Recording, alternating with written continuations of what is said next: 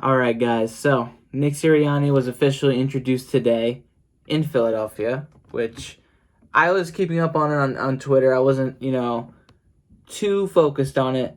I was just waiting for something to come up, something of interest, really. Nick Sirianni gives his first answer on Carson Wentz, Jalen Hurts, and the Eagles quarterback position, or situation.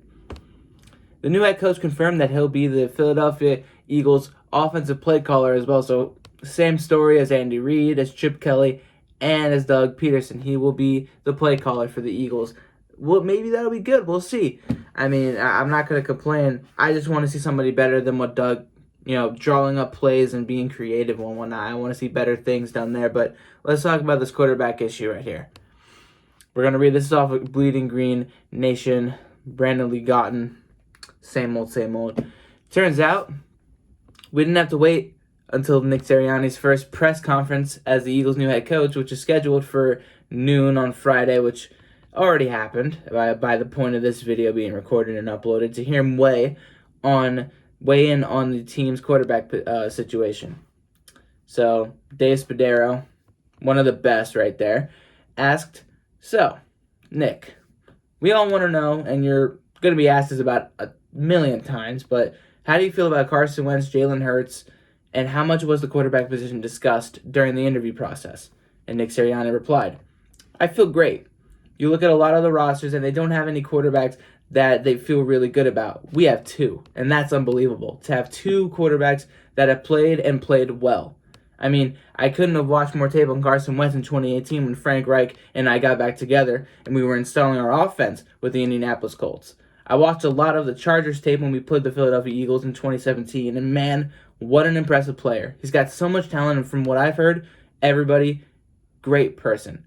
And great talent, good person. It takes your game to really high levels. So excited." And then Jalen got snaps last year and was able to play last year, and he played well in meaningful games. So not a lot of people have that luxury of having two quarterbacks having experience. And so super excited to be able to work with them, because obviously we all know how important that position is to a football team. And he continued on. Spadaro asked, "During the interview, what was the big topic of the conversation? Did you present your view of Carson and Jalen to Jeffrey Lurie?" And Sirianni said, "Yeah, we talked about that. We talked a lot about how we attack defenses, really. Just the overall thought of what the offense is, how we would use our players in different variations like that. Did we talk about quarterbacks? Absolutely. But we talked about every position and how we valued that position and how we would use that position." So now back to the article here. Nick, I'm sure you know how the old saying goes, if you have two quarterbacks, you have no quarterbacks. I'm quite sure people are going to have their own interpretations of his answer, and for some, it'll be based on what they want to get from it. My takeaway, Brandon Lee Gotten, is that Sirianni didn't come out and definitively commit to either player as the Eagles' undisputed starting quarterback. He was more elusive about Wentz and spoke about him longer than he did Hurts, which is very true.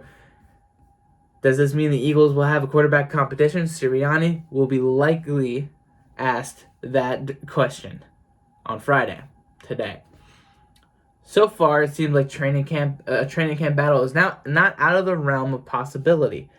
And it seems it wouldn't be given how poorly Wentz played last year. I mean, the Los Angeles Rams are reportedly set to have a training camp battle this summer between Jared Goff, who wasn't nearly as bad as Carson Wentz, and John Wolford, who is not as nearly as promising as the prospect in Jalen Hurts.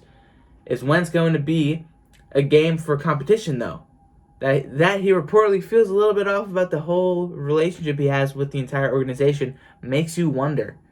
And it doesn't appear to be answering the question himself anytime soon, given how he's most likely gone silent, aside from an advertisement he tweeted on Thursday, and he just came out and congratulated Roddy McLeod on I think a Man of the Year nominee or award or something. So that's all we've heard from him ever since he got benched, basically, outside of Christmas. So we'll see if Sirianni shines any more light on the Eagles quarterback situation on Friday today.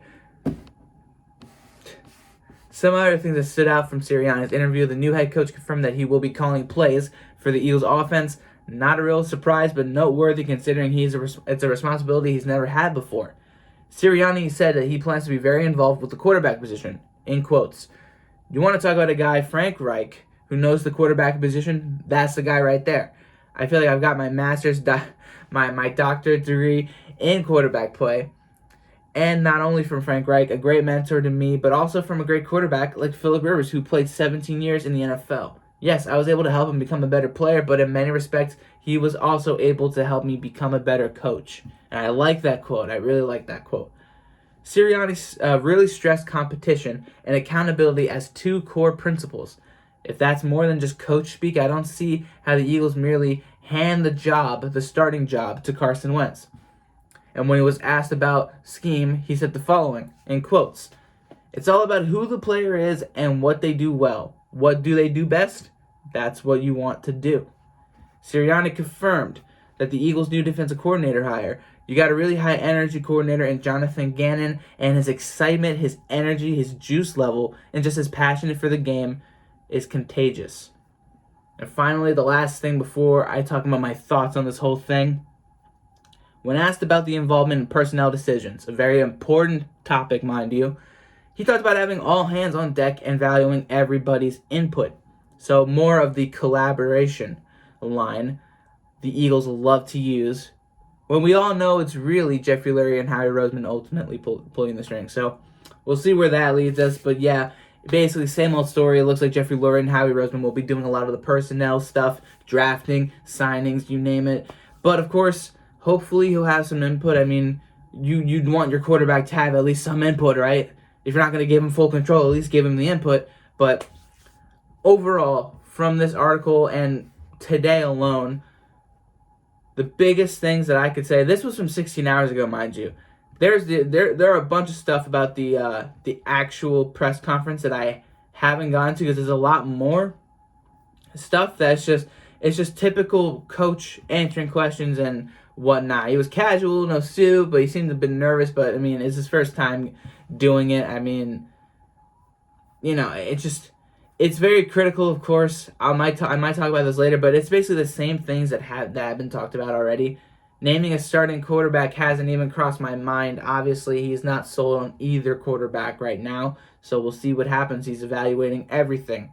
I'm just taking a glance on this. He's excited to work with the staff, and basically the usual stuff. They're like, again, press conferences are normally just the same old things that you ask the same old questions half the time, especially with a new coach, with the certain issues that the team has, which is quarterbacks, personnel, I mean, you name it. But I like the way he's handling it so far. I mean, what else can he really do? As far as Jalen Hurts and Carson Wentz, the quarterback situation goes, this is exactly what I expected. I don't think that right now there's a sole number one quarterback. Whether there's a quarterback competition or not, we don't know, because we don't know what's going to happen with Carson Wentz. We don't know if he wants to stay here. Deshaun Watson wants out of Houston, but Houston is not letting that happen. Is this going to be the similar kind of thing? By the time that we pass the Super Bowl and we get into free agency, will Carson Wentz want to trade? But Howie and Jeffrey are going to be like, no, you're staying, despite everybody else at least wanting to be open to the idea of trading him for a fresh start for him, for his sake, and for our organization, a team as a whole. So it's going to be really interesting. And overall, I mean, that biggest thing is that he is not committed to Carson Wentz yet. He's not committed to Jalen Hurts yet. The quarterback question mark is a big one. And outside of all the things that are moving ahead, we have the free agency starting up in March. We have the draft in April. I mean, there's so much to do. There's so much to look forward to that this big of a thing, I'm not surprised that it hasn't been answered just yet. I mean, obviously, because you can't really trade anybody not until March. But still, just everything that's going on, half this stuff doesn't surprise me. But at the same time, it's like I want answers. I want things to be resolved. I want things to be fixed. I just want a normal offseason to focus ahead on 2021 for the best. I mean, it's such a mess. Let me know how you guys feel. I'll stop rambling because it's been nearly 10 minutes. Let me know how you guys feel. Subscribe for more Eagles coverage, and I'll see you all in the next one. Stay safe. Flag fly. Have a good day, guys. Enjoy your weekend.